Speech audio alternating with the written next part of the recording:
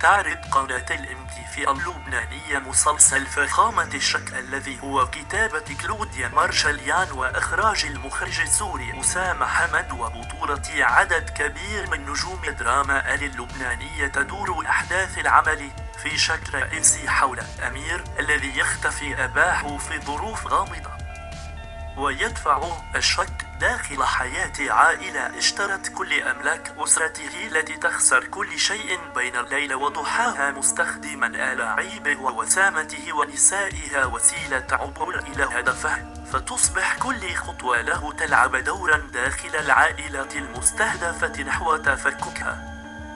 ويتوقع عرض الحلقة الأخيرة من مسلسل فخامة الشك الذي يتألف من 50 حلقة تقريبا في أواخر شهر نيسان 2017.